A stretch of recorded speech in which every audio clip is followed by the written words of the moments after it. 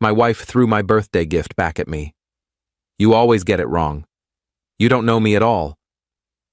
It was the necklace she'd pointed at months ago. I caught it. Clearly.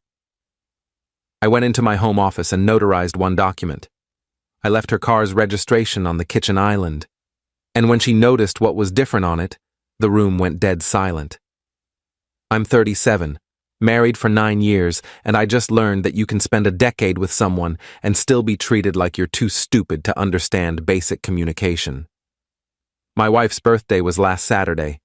I'd been planning for months. Back in July, we were at an outdoor market, one of those weekend craft fairs she loves.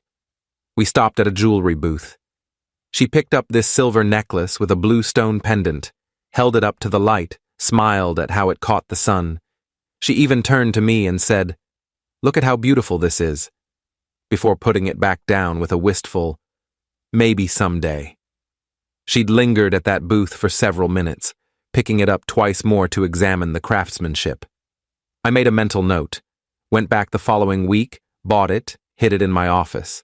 Fast forward to last Saturday. I'd made dinner reservations at the restaurant where we had our first date 9 years ago. The same table, if you can believe they kept records that long. Bought her favorite flowers, white peonies, the ones she always stops to admire at the florist but says are too expensive. Had the necklace wrapped professionally at that boutique wrapping service downtown, with the hand-tied ribbon and embossed paper she always admires in their window displays. Everything planned out, everything thoughtful, or so I thought. We got home from dinner around 8 p.m. She seemed happy enough, talked about the food, thanked me for remembering the restaurant, mentioned how sweet it was that I'd requested the same table. I was feeling good about it. Optimistic even. Brought out the gift after we'd settled on the couch with wine, the Pinot Noir from the vineyard we visited on our honeymoon. She opened it slowly, carefully undoing the ribbon to preserve it like she always does, lifted the necklace out of the box, stared at it. "What is this?" "It's the necklace from the craft fair. The one you were looking at in July. The one you said was beautiful." She set it down like it was contaminated. "I don't want this." I blinked. "What?" "You were literally holding it up to the light, multiple times. You said, 'Maybe someday.' That was months ago. I was being polite to the vendor. You picked it up 3 separate times. You examined it. You smiled at it. You told me to look at how beautiful it was. Because I was being nice. I didn't actually want it. The stone is the wrong color for me. The chain is too delicate. I would never wear this. You literally said maybe someday. You said, 'Look at how beautiful this is.' That's what you say when you're browsing and don't want to be rude. How do you not know that?" My chest felt tight. "So, what do you actually want?" "I want you to pay attention. To know me well enough that you don't have to guess. But you always get it wrong. You don't know me at all." She picked up the necklace and threw it at me. Not gently. Actually threw it. I caught it reflexively, the chain tangling around my fingers. "Every year," she continued, "every birthday, every anniversary, every holiday, you get it wrong. And I have to pretend to be grateful for things I don't want because you're too clueless to figure out what I actually like. You could just tell me what you want." "I shouldn't have to. We've been married 9 years. You should know by now. I'm not a mind reader. You're not even trying. You just grab whatever seems easy and call it thoughtful. It's lazy. You're lazy." I stood up, set the necklace on the coffee table, next to the wine glasses and the flowers that suddenly seemed pointless. "Okay. That's it? Just okay? What else do you want me to say? You've made it very clear how you feel. I want you to apologize. I want you to acknowledge that you don't put in effort. I went back to that market specifically to buy you something you looked at. I hid it for 4 months. I made reservations at a place that matters to us. I got the same table. I bought flowers you always admire but won't buy yourself. That's not effort? It's the wrong effort. It doesn't count if you're trying at the wrong things." I walked away, went to my home office, closed the door, sat at my desk and tried to process what had just happened. the sound of her angry footsteps pacing the living room echoing through the walls. This wasn't the first time. She was right about that. Every gift-giving occasion for the past few years had ended similarly. Never quite satisfied. Always something wrong. Always this undercurrent of disappointment that I was supposed to intuit what she wanted without her ever specifying it. I opened my desk drawer, pulled out a folder I'd been keeping for about 6 months. Documents I'd started preparing after the last blow-up. The one where she'd screamed at me for 40 minutes about a Valentine's Day gift. I'd told myself I was overreacting, that I wouldn't need these papers, that we'd work it out, that love was supposed to be enough.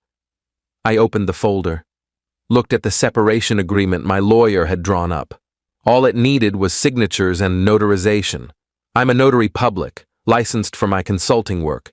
I can notarize my own documents in this state as long as I'm not a party to the transaction in certain contexts. This qualified. I signed my name, notarized it, dated it, put it back in the folder. My hand was steady. That surprised me. Then I remembered something else. Her car. The one I'd bought her 3 years ago for our anniversary. A silver Lexus, fully loaded, because she'd mentioned liking how they looked. Title was in my name only because I'd paid cash for it. We'd never transferred it to joint ownership. She'd been meaning to handle the registration transfer, but kept putting it off. I'd reminded her a few times. She'd said it didn't matter, it was fine as is. What's mine is yours anyway, she'd said then. That sentiment felt like a lifetime ago. I went to the filing cabinet, found the registration, took it to the kitchen, set it on the island where she'd see it in the morning light. Then I went to bed in the guest room, staring at the ceiling and listening to her crying in our bedroom down the hall. Update one Sunday morning, I woke up around 7. She was still asleep in our bedroom. I made coffee, sat in the kitchen, waited. The house felt different, quieter. Or maybe I was just noticing the silence that had always been there. She came out around 8:30, saw me sitting there, saw the registration on the island. What's this? Car registration. I can see that. Why is it here? Look at it. She picked it up, read it. Her face went pale. What did you do? I corrected an oversight. The car's been registered to me for 3 years. As of yesterday at 4 p.m., I transferred ownership to myself exclusively and removed you as an authorized driver. You can't do that. I did do that. It's my car, my name, my money, my title. I just made it official in all the paperwork. That's my car. I drive it every day. It was a gift. A gift you've complained about 17 times. Too big, wrong color, not the model you wanted, drinks too much gas, the seats aren't comfortable, the stereo system is subpar. I kept track, so I'm taking it back. You can't take back a gift. Watch me. Keys are in my office, car's still in the garage. But as of now, you're not authorized to drive it. If you do, that's technically auto theft. This is insane. This is psychotic. Is it? You throw my gifts back at me and tell me I'm lazy and clueless. I'm clarifying ownership. Seems reasonable. Over a fight about a necklace? Over 9 years of fights about gifts, about effort, about how I apparently don't know you at all. If I don't know you well enough to buy you jewelry, I certainly don't know you well enough to give you a car. You're being vindictive. I'm being clear. You want to set boundaries about what counts as a real gift? Fine. This car is no longer a gift. It's my property. You can get your own car. She started crying. I can't afford a car right now. You know that. That sounds like a you problem. How am I supposed to get to work? Bus, Uber, bike, ask a friend, carpool, lots of options. This is cruel. No. Cruel is throwing someone's carefully chosen gift at them and calling them lazy. This is consequences. She tried to grab the registration. I pulled it back. This is mine. If you need a copy for your records, you can request one from the DMV. But this document shows I'm the sole owner. That's not changing. I'm your wife. And yet you don't think I know you. So why should I subsidize transportation for someone who has so little respect for me? I walked back to my office, locked the door, heard her yelling through it for about 10 minutes before she gave up. Eventually, I heard dishes breaking in the kitchen. I didn't go investigate. Update 2 Sunday afternoon, her sister called me. I answered on speaker. What the hell is wrong with you? Nice to hear from you too, Jennifer. She told me what you did. Taking her car? Are you serious? Very serious. It's my car. I paid for it. It's registered to me. I'm allowed to decide who drives it. It was a gift. So was the necklace she threw at my head. Apparently my gifts don't count because I don't know her, so I'm taking them back. That's not how marriage works. Apparently, marriage means I'm supposed to read her mind and buy perfect gifts without any communication. I tried that. Failed 9 years running, so I'm trying something new. You're punishing her. I'm protecting myself. There's a difference. From what?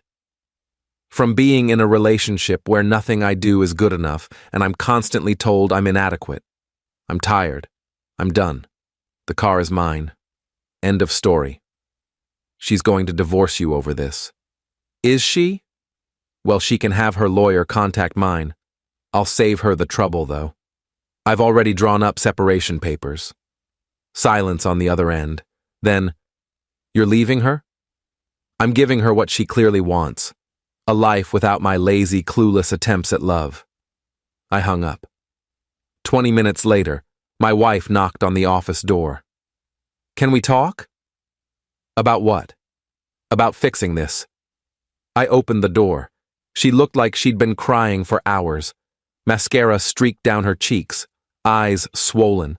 The same face she'd made at our wedding when she cried during her vows. I'd thought those were happy tears. You really drafted separation papers? Yep. Over a fight? Over a pattern. The fight was just the final data point. I didn't mean it. I was just frustrated. You meant it. You've been meaning it for years. You just finally said it clearly. I don't want a divorce. Then you should have thought about that before throwing my gift at me and telling me I don't know you. People say things they don't mean when they're upset. Do they? Or do they say things they always thought but never had the courage to say out loud? She sat down on the floor outside my office, put her head in her hands. What do you want from me? Nothing. That's the point. I'm done wanting things from you. I tried for 9 years to be a good husband. Every attempt was criticized. Every gift was wrong. Every effort was insufficient. I'm tired. So you're just giving up? No. I gave up trying to be enough for someone who's determined to see me as inadequate. There's a difference. Can I have the car back if I apologize? No. Why not? Because you'd be apologizing to get the car back, not because you understand what you did wrong. That's manipulation, not remorse. I do understand. Tell me what you understand. I hurt your feelings. That's it? I hurt your feelings? I was cruel about the necklace. And I don't know what you want me to say. That's the problem. You don't know. You don't see the pattern. You don't understand why 9 years of this finally broke something in me. You just know I'm upset and you want to fix it so things go back to normal. What's wrong with normal? Normal is me walking on eggshells every gift-giving occasion, wondering what I'll do wrong this time. Normal is you telling me I'm lazy while I bend over backward trying to please you. Normal is exhausting. I don't want normal anymore. She stayed sitting there for a long time. I closed the door, went back to work, though I couldn't focus. I just stared at my computer screen, wondering how we'd gotten here. Update 3 Monday, she called out sick from work. I went to my office downtown like usual. When I got home that evening, she was waiting in the kitchen. She'd cleaned up the broken dishes. I made dinner. Okay. Can we eat together? Talk? Sure. We sat at the dining table. She'd made my favorite pasta dish, the one with the homemade sauce her grandmother taught her, the one she only makes on special occasions. The irony wasn't lost on me. I've been thinking, she started, about what you said. About the pattern. You're right that I've been critical of gifts. I didn't realize how much it was adding up. Okay. I want to work on it. Go to counseling. Figure out why I do that. That's good. You should do that. You'll come with me? No. Why not? Because this isn't a couple's problem. This is a you problem.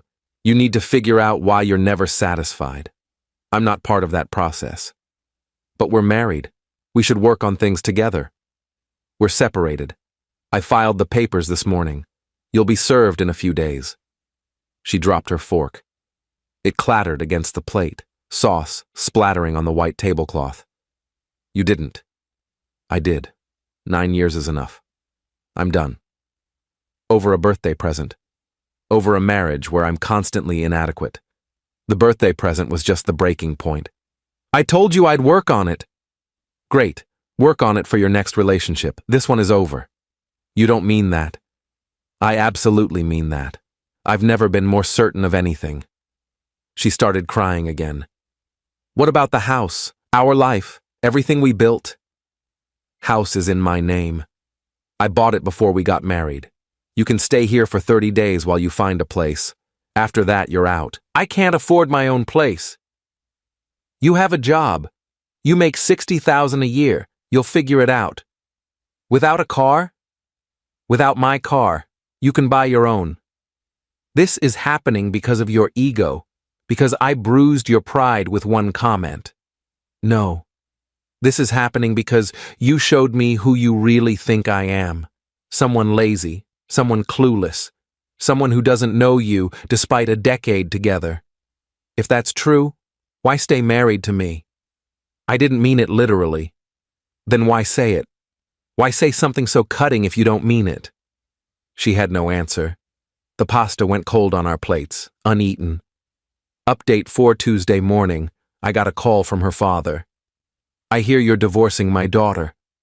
That's correct. Over what, exactly? Ask her. I'm asking you. She spent 9 years telling me nothing I do is good enough. I finally believed her. Marriage is hard. You don't just quit. I didn't quit. I endured for 9 years. She quit respecting me. I'm just making it official. She loves you. She loves the idea of me being different. She doesn't love who I actually am. That's not true. Then why does she throw my gifts back at me? Why does she tell me I'm lazy? Why does she say I don't know her? She gets frustrated sometimes. Women do that. Men get tired sometimes.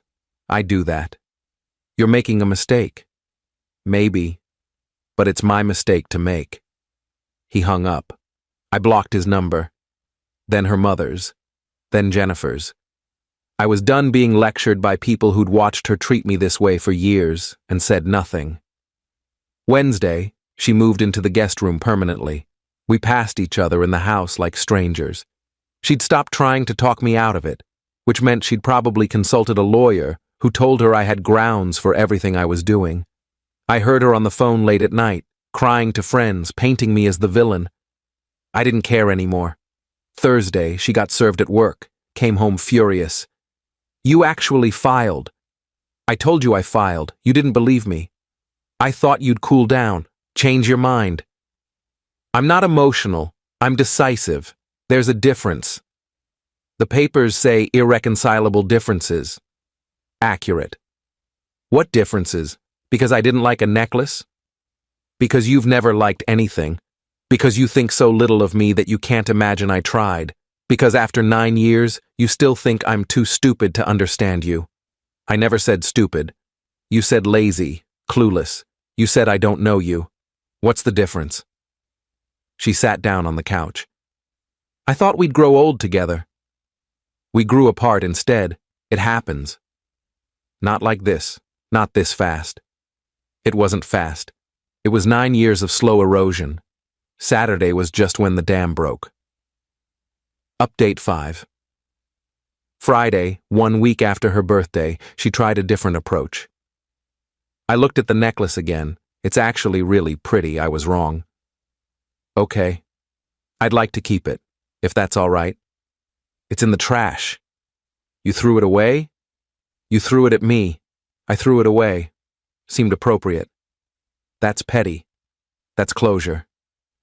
She tried a few more times over the next week to change my mind, offered to go to counseling, offered to make changes, offered to work on her gratitude. Every offer sounded like something her lawyer told her to try. I recognized the language, too formal, too rehearsed. She'd never talked about gratitude before in her life. I didn't budge. Update 6. 2 weeks after filing, we met with our lawyers to discuss asset division. The meeting lasted 3 hours. Her lawyer tried to argue she should get the house because she'd contributed to the home by living there.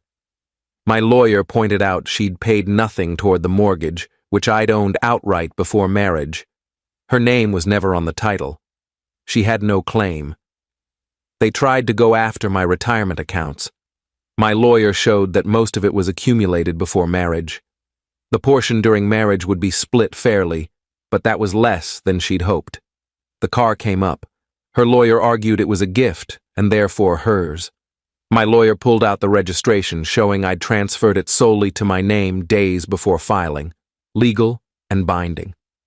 By the end, she'd get a small settlement from the marital assets, about $20,000, and 30 days to vacate. That was it. She was crying when we left the conference room. You've really thought of everything. I had 6 months to prepare. Use them well. You planned this. You've been planning this. I've been documenting patterns, keeping records, preparing for the day when enough was enough. Saturday was that day. So the necklace wasn't even the real issue. You were already halfway out the door. I was waiting to see if things would change. They didn't. They got worse. Saturday confirmed what I already suspected. You don't respect me. Never have. I did respect you. Past tense. Noted. Final update. That was 6 weeks ago. The divorce was finalized last week. She moved out of the house 3 weeks ago, found a small apartment across town. I hear she's taking the bus to work, complaining about it to anyone who will listen. Apparently, public transportation is beneath her. Another thing I should have known. I kept the house, the car, most of my retirement accounts. She got a settlement that'll hold her for a few months. After that, she's on her own. Mutual friends have taken sides. Most sided with her initially, hearing her version where I'm a vindictive asshole who ended a marriage over a birthday present. A few asked for my side. I showed them records. Years of texts where she complained about gifts. Emails where she detailed all my inadequacies. The pattern was undeniable. Those friends changed their tune. Some apologized. Some quietly unfriended her on social media. Some told me they'd always thought she was too critical, but didn't want to interfere. Her family still hates me. I don't care. Never liked them much anyway. They enabled her behavior, always taking her side, always making excuses for why she was just particular or had high standards. I've been asked if I regret it, the nuclear option over a necklace. The answer is no. The necklace was just the catalyst. The marriage had been dead for years. I was just too invested to admit it. When someone throws your love back at you and calls you lazy, they're telling you how they really feel. I finally listened. The necklace is still in the trash somewhere, buried in a landfill by now, probably.